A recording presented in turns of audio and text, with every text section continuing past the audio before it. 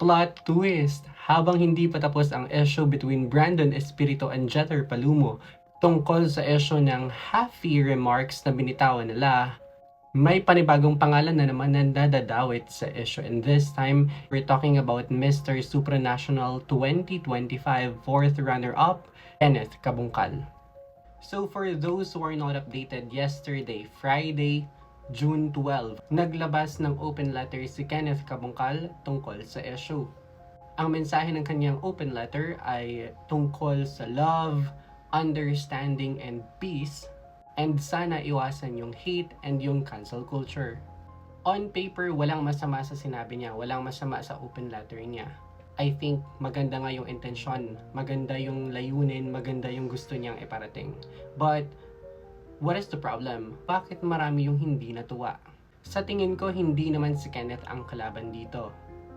I think the problem here is yung delivery ng message.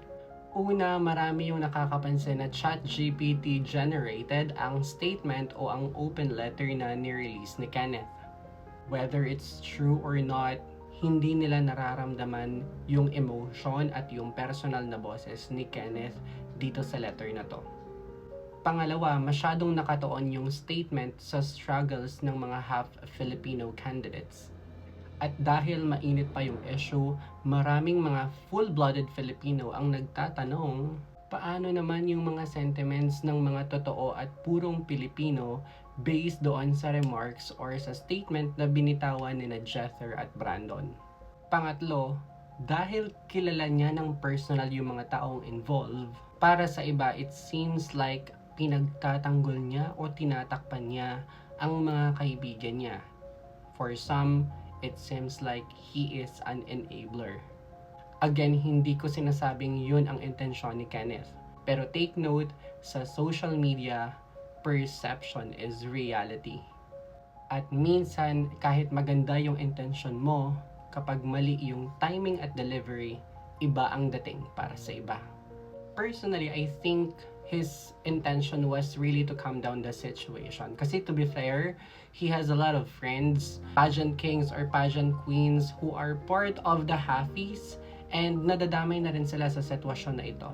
Siguro kung ako yung tatanungin, I'd suggest for Kenneth na dumistansya muna sa sitwasyon na ito or sa topic na to because masyado pang mainit yung issue and I don't really suggest him na pumasok sa eksena kasi baka matag lang siya na parang nagpapaka-relevant sa issue na to. And also take note, this week is Independence Week. So medyo sensitive yung mga Pilipino.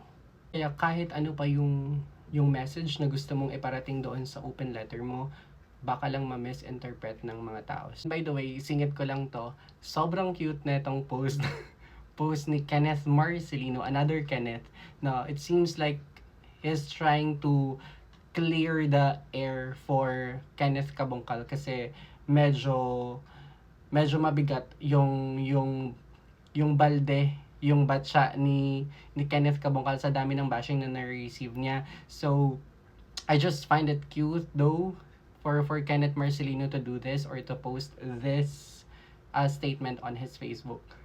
And for Brandon and Jether, I think for me, tapos na yung debate whether kung tama man or mali yung sinabi nila. I think the real question here is yung consequence. Because in the court of public opinion, once people feel disrespected, hindi basta-basta mawawala yun. At kahit mag-deactivate ka pa ng social media or mawala ka man sa spotlight, pagbalik mo, sure akong sasalubungin ka pa rin kayo ng mga Pilipino. And siguro ang malaking lesson sa issue na to ay hindi sapat na isuot mo lang yung Philippines sash. Ang mas mahalaga ay kung paano mo dadalhin ang pangalan ng Pilipinas bago, habang at pagkatapos ng kompetisyon.